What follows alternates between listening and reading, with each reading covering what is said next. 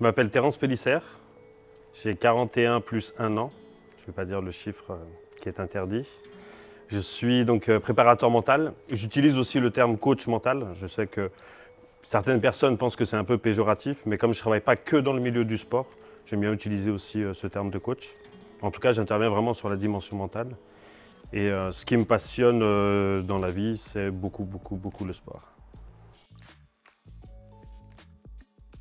En fait, j'ai arrêté les études relativement tôt. J'étais en sport-études où je préparais un BE à l'époque, c'était aujourd'hui un BPGEPS. À l'époque, un brevet d'état dans le foot. Et puis, à côté de ça, j'avais une autre passion qui était les arts martiaux. Donc, je faisais des sports de combat depuis que j'étais tout petit. Et donc, j'ai arrêté en seconde, en fait. J'ai arrêté mes études. Et je me suis consacré au sport de combat. Donc, j'ai entamé ma préparation. Et à 18 ans, je suis parti en Thaïlande d'abord une première fois. Je suis passé professionnel. Et ensuite, j'ai lancé ma carrière jusqu'en 2008. Voilà, j'ai boxé jusqu'en 2008 et c'est à partir de là que vraiment je me suis formé à la préparation mentale. À l'époque, ça n'existait pas trop en fait la préparation mentale. Donc je me suis formé à la psychothérapie brève, notamment en self-induction. Et puis je me suis formé à plein d'autres choses, la PNL, le management, etc. J'ai fait ma petite tambouille et à partir de 2012, j'ai commencé à faire de la préparation mentale dans des structures de haut niveau. Mon père était un fanatique de l'Olympique Lyonnais. Il allait quasiment à tous les matchs. En fait, quand on parle de l'Olympique Lyonnais et du foot, pour moi, on est plus que dans la passion, on est dans le sacré. Puisque aujourd'hui, mon papa est décédé et on a mis un maillot de l'OL dans son cercueil et mon oncle, son frère Jean-François, a mis le drapeau de l'Olympique Lyonnais sur le cercueil lorsqu'on l'a enterré. Donc c'était vraiment très sacré pour lui. Et donc c'était hyper important pour moi de reprendre ça et puis de réaliser peut-être aussi son rêve. Il avait deux rêves, que je devienne combattant et puis peut-être que je sois à l'Olympique Lyonnais. Je n'ai pas intégré l'Olympique Lyonnais en tant que joueur, mais je l'ai intégré différemment.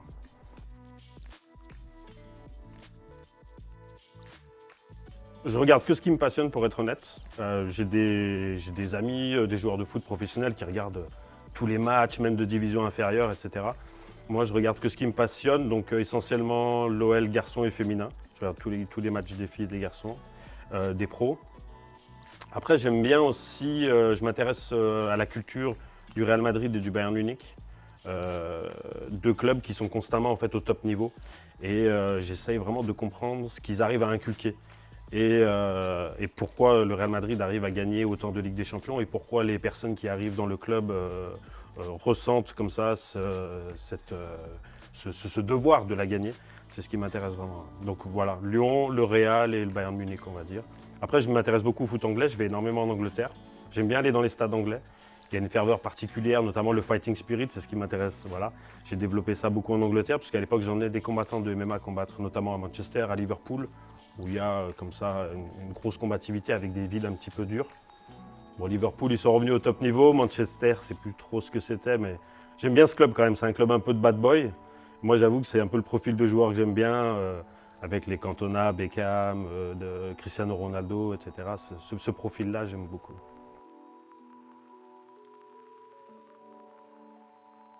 Préparateur mental, en fait, comme j'explique notamment dans ma série Let's Go, il y a 4 piliers dans la performance sportive. La partie tactique, technique, physique et mentale. Donc moi, j'interviens sur le 4e pilier, mental, qui a été laissé de côté pendant de nombreuses années. Le coach faisait tout, hein. Même la préparation physique, il fut un temps. Aujourd'hui, c'est dissocié. Pareil pour la préparation mentale. Et puis après, je fais en sorte que, comme je le disais, que tout soit systémique, que ça appartienne à un système et que tout soit en lien. Concrètement, le mental peut influer sur les autres piliers. Par exemple, si un joueur est trop stressé, qu'il a du mal, donc un stress, c'est un état physique qui est créé par une émotion qui est la peur. Si un joueur est trop stressé et qu'il a du mal à dormir, par exemple, eh bien, il va avoir un déficit au niveau physique. Donc mon job, c'est de faire en sorte que mentalement tout se passe bien, réguler les émotions notamment, soit en amont, soit pendant la compétition, soit juste avant, soit pendant la compétition, et puis parfois après. Je travaille aussi même sur des retours de blessures par exemple, où les personnes ont pris un choc. Donc ça, c'est un truc que j'ai beaucoup élaboré dans les sports de combat, notamment dans la boxe thaï et le MMA, où quand on a une personne qui se blesse, par exemple sur la boîte crânienne, bah, il va avoir du mal à retourner au contact. Et mon job, c'est d'arriver à enlever ce logiciel-là pour faire en sorte que la personne retourne au contact. Mais concrètement, je gère beaucoup de choses différentes. Mais c'est beaucoup de confiance en soi, donc qui est lié à l'estime de soi, beaucoup de gestion des émotions et du stress notamment, et puis beaucoup la combativité. La combativité, c'est ma spécialité dans le domaine.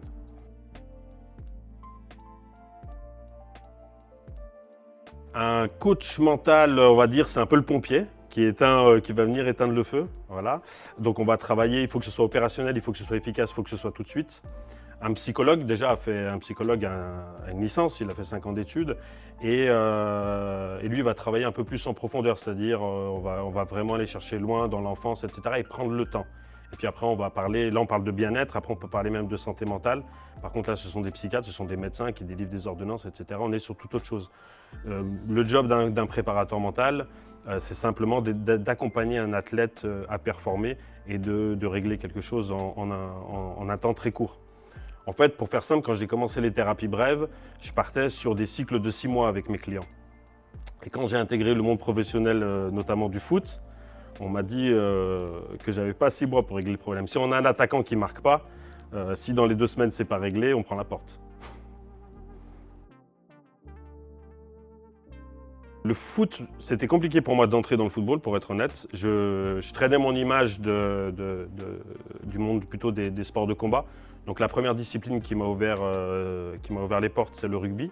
Je travaille d'ailleurs toujours je suis intervenu à la fédération de rugby avec Nadi Deran qui était à la cellule mentale de l'OL. J'accompagne la fédération du Maroc. J'ai accompagné le Loup Rugby sur le Fighting Spirit, etc. Le foot, c'était un petit peu plus délicat. Si on ne fait pas partie du milieu, c'est très très dur de rentrer. Et pour ça, en fait, eh bien, j'ai fait une formation à l'Olympique Lyonnais. J'ai fait la formation de manager d'une cellule d'optimisation des habiletés mentales. Et donc, j'ai intégré le club en tant que stagiaire, en fait. Je me suis dit, je vais mettre un pied, puis une fois que j'y serai, j'arriverai à prendre ma place. Et donc, j'ai fait cette formation en 2022 et je suis sorti major de promo de cette formation. Co-major de promo, puisqu'avec moi, il y avait Julien Negri, qui est une figure emblématique du club, qui est l'entraîneur des U14 et qui développe les académies à l'étranger. Donc ça donne encore plus, je trouve, de poids à ça, au fait d'être major, puisque je suis co-major avec cet homme qui est un homme exceptionnel. Mais c'est vraiment ce qui m'a permis de mettre un pied dans le club. Ce qui est marrant, c'est que quand j'avais eu des premières touches avec l'Olympique Lyonnais, et le fait, encore une fois, que j'avais un parcours de boxeur, et pas forcément de football, j'avais laissé le football de côté, ça me portait un petit peu préjudice. Et la première mission que m'a donnée l'Olympique Lyonnais, le jour de ma soutenance d'ailleurs, en l'occurrence, j'ai dû décaler un petit peu, mais la première mission que m'a donnée l'Olympique Lyonnais, c'est de donner un cours de boxe à l'académie aux gardiens de but. Donc j'ai eu ma petite, je ne vais pas dire revanche, mais justement revanche, je ne vais pas dire vengeance, mais plutôt j'ai eu ma petite revanche.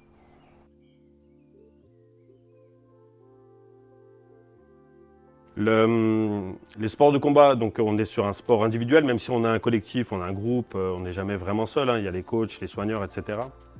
C'est quand même un sport individuel. Quand on monte sur le ring ou quand on rentre ou quand qu'on ferme la porte de la cage, on se retrouve tout seul.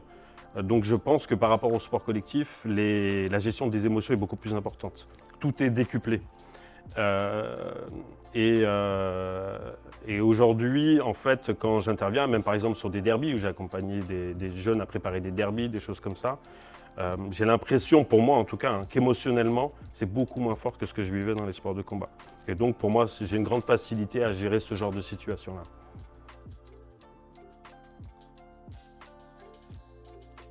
Aujourd'hui, pour performer, je pense qu'il faut vraiment aller dans le détail. Il y a beaucoup d'athlètes qui souhaitent être professionnels, surtout dans le foot, hein. On a énormément de monde, très peu de place, très peu d'élus.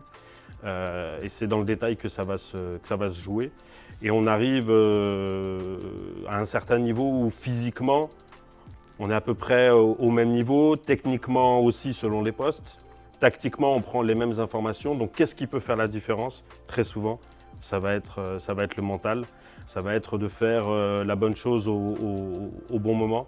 d'être capable de vivre l'instant présent, etc. Donc je pense vraiment que le mental peut faire la différence pour les personnes qui souhaitent atteindre le haut niveau et ensuite souhaitent rester aussi au haut niveau.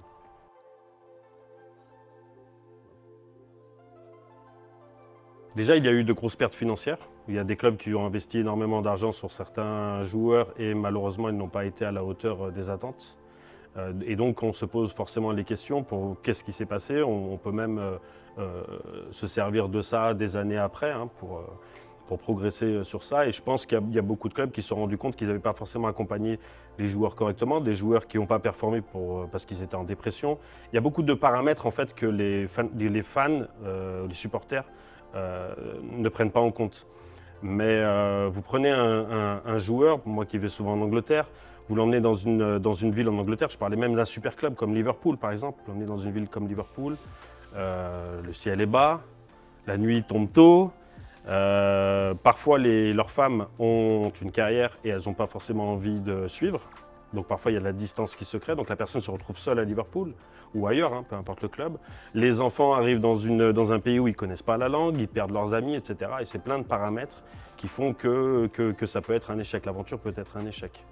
Et tout ça, il faut y prendre en compte, soit grâce à un préparateur mental, soit grâce à un psychologue du sport. Il y en a de plus en plus de psychologues du sport. Nous, on a la chance d'en avoir au club. On a Manon Éluère chez les filles et on a Juan qui arrive de Villarreal et qui est aujourd'hui à l'Olympique Lyonnais à l'Académie. Mais il faut accompagner à tout prix les personnes comme ça qui peuvent avoir un déficit sur le plan mental.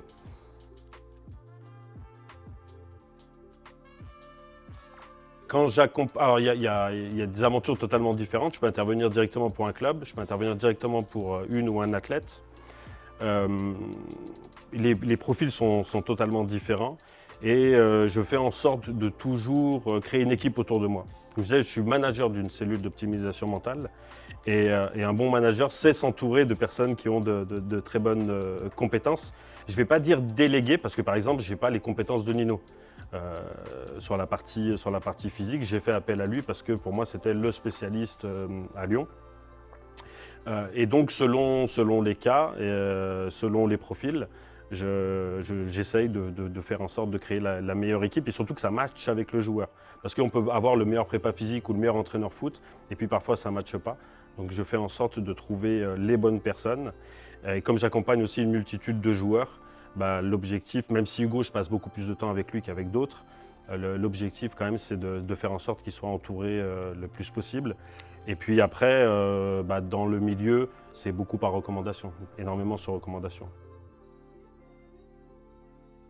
Je démarche plus du tout, je le faisais au début de ma carrière, maintenant je ne le fais plus, c'est uniquement sur recommandation. Il y a encore beaucoup de craintes.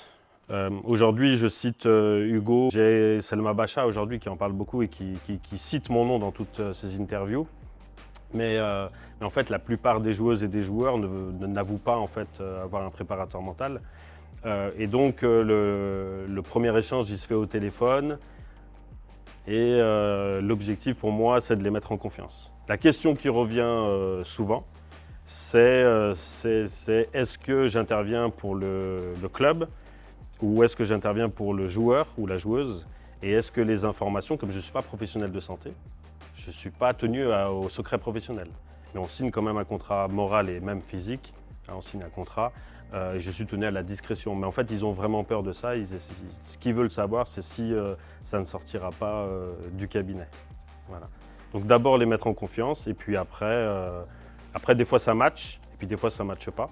Parfois, mon travail n'est pas forcément adapté à la demande. Je fais appel à d'autres personnes. Par exemple, je travaille avec un hypnothérapeute, Ludovic Acamo, qui est aussi formé à l'Olympique Lyonnais. Et puis parfois, bah, les athlètes ont un profil qui, moi, ne me convient pas. Donc, je préfère les diriger vers des collègues.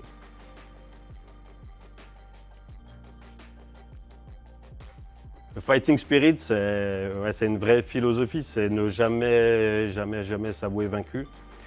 Quel que soit le domaine, que ce soit dans la vie de tous les jours, dans le sport ou autre. C'est pour ça que je disais que j'emploie le terme coach, parce qu'aujourd'hui j'interviens auprès d'entreprises, mais j'interviens aussi beaucoup auprès de particuliers. Et le fighting spirit, pour moi, les gens qui font preuve de fighting spirit, c'est toutes ces personnes qu'on connaît, qui affrontent des maladies et qui le disent même pas à leur famille et qui arrivent à vaincre la maladie, c'est voilà, toutes ces personnes qui ont un parcours de vie qui est difficile et qui, plutôt que de se mettre sous antidépresseurs et de se lamenter, retournent et prennent leur revanche sur la vie. C'est ça le fighting spirit, c'est vraiment un état d'esprit.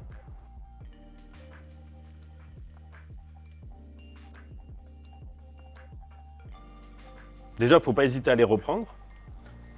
Souvent, on lit un bouquin et puis on le ferme, on le range. Il ne faut pas hésiter à le reprendre. Et puis surtout, il faut y croire. Et il faut aimer le faire. Il faut aimer prendre cette direction-là. Pour moi, il y a deux choses qui peuvent nous faire échouer. Une chose qui peut nous faire échouer et une chose qui peut nous faire réussir. Deux gros sentiments, c'est la peur qui peut nous faire échouer, l'amour ou la passion qui peut nous faire réussir. Et je pense que le plus important, c'est d'être passionné par son projet, passionné par ses objectifs, quel que soit le projet, quels que soient les objectifs. C'est d'être vraiment, vraiment, vraiment passionné, puisque l'amour permet d'obtenir tout ce qu'on souhaite.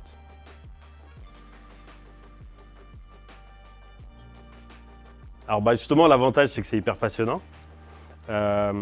J'ai aucune routine.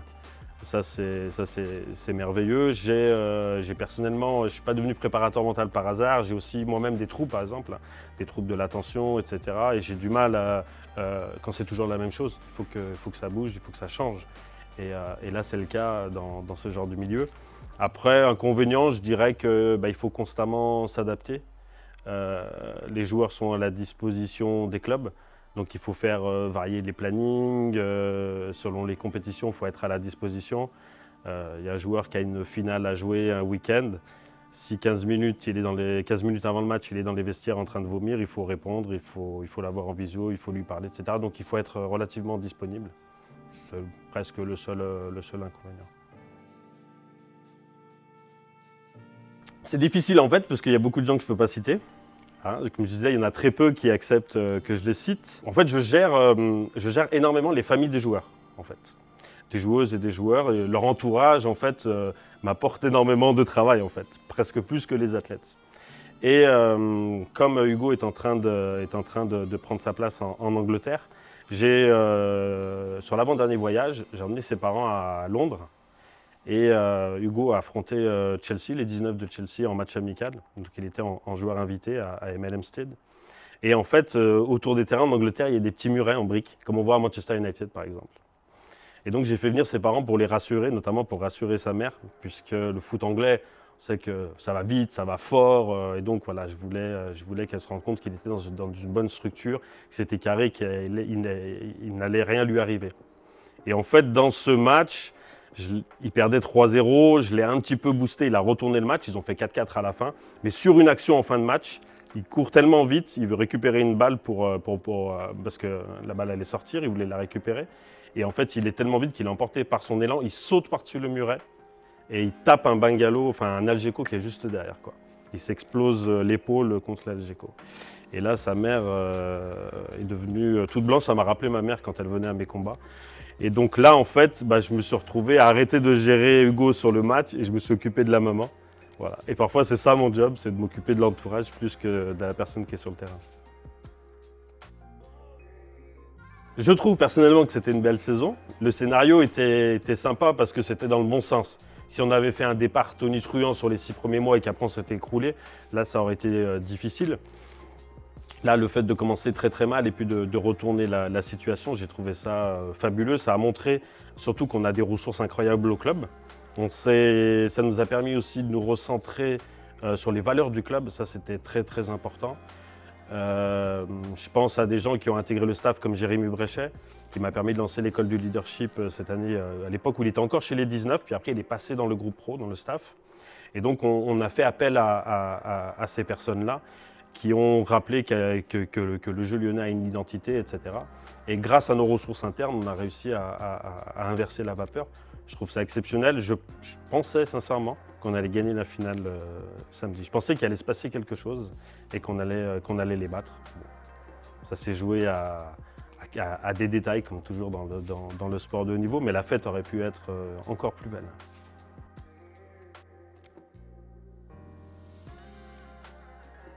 À ce moment-là, il fallait s'appuyer sur les joueurs cadres, sur les leaders. je pense qu'il était temps que certaines personnes prennent leurs responsabilités. Ça a été le cas d'ailleurs, ça a été très bien fait. Mais c'était vraiment là-dessus, je parlais du leadership juste avant, c'était sur le leadership qu'il fallait insister. À ce moment-là, pour être honnête, j'ai même discuté beaucoup avec le staff, j'ai même échangé ou j'ai proposé mes services bien évidemment à Pierre Sage. Et je pense qu'il a trouvé la bonne formule, c'est-à-dire que bien sûr moi je lui ai proposé d'intervenir sur la combativité. Pour moi c'était là-dessus, il faut se battre, se battre, se battre, se battre. Pierre a identifié autre chose, il a préféré redonner du plaisir aux joueurs, voilà, repartir sur du jeu, de la tactique, etc. Ça a bien fonctionné. Je pense vraiment que Pierre Sage est un entraîneur hors pair, que c'est un homme exceptionnel et qu'il est revenu déjà à l'Olympique Lyonnais au bon moment et qu'il a pris l'équipe première au bon moment. Et puis j'espère qu'il sera reconduit et que son aventure continuera parce que franchement il fait un super boulot. Moi personnellement, voilà, comme on en parlait juste avant, j'aurais insisté sur la partie combativité, même si je pense quand même qu'il y a des gens, même quand on était au fond du seau, des gens comme Alexandre Lacazette, des personnes comme Anthony Lopez, qui faisaient preuve de combativité. Mais des fois, la combativité, ça ne suffit pas. Donc revenir au jeu, c'est là où moi, mes compétences voilà, s'arrêtent et c'est au manager de faire son job. Je pense qu'on a des super joueurs à l'académie qui vont arriver. Donc je pense que l'Olympique Lyonnais va progresser. Ce qui va être difficile à gérer, ça va être le départ de certains cadres, donc certains leaders dont je parlais. Anthony Lopez, on a vu que le gardien Perry est un super gardien. Ça va être très difficile de remplacer par contre Alexandre Lacazette. Surtout à un poste numéro 9 où on a besoin d'une personne qui fait preuve de beaucoup de confiance, etc. Et donc très difficile peut-être de piocher une personne de l'académie pour la mettre à ce poste. Quoique, le général a été formé chez nous, hein, et puis au final, ça a bien fonctionné. Donc peut-être qu'on arrivera à refaire ça. Puis en plus, l'Olympique Lyonnais a quand même cette faculté à sortir des joueurs offensifs de très haute qualité. Donc moi, je pense sincèrement qu'on va progresser et que cette saison était une mauvaise expérience qui justement nous a permis de basculer dans quelque chose de mieux. On a peut-être des joueurs ces dernières années qui étaient un peu les arbres qui cachaient la forêt. Je pense à des Memphis Depay, des Nabil Fekir, etc. Et sans eux, on a vu un petit peu le déficit. Et au moins cette saison nous a permis de switcher et de passer sur du meilleur, j'en suis persuadé. Donc je pense qu'on sera dans les 3 premiers dans les années à venir, voilà, de façon régulière.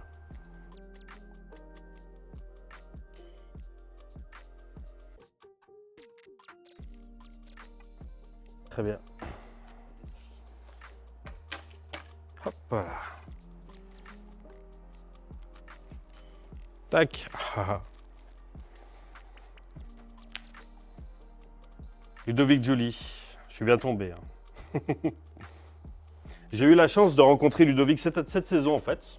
On s'est rencontrés en début de saison où je lui ai parlé justement de mon travail.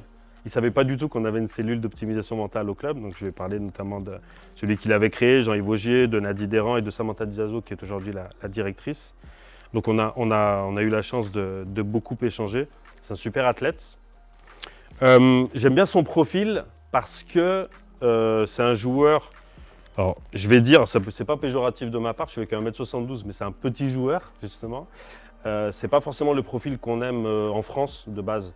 C'est plus un joueur à l'espagnol, d'ailleurs il a fait une super carrière aussi après à Barcelone. Mais je me souviens qu'il nous a beaucoup fait vibrer. Et mon père était vraiment fan de Ludovic Giuli.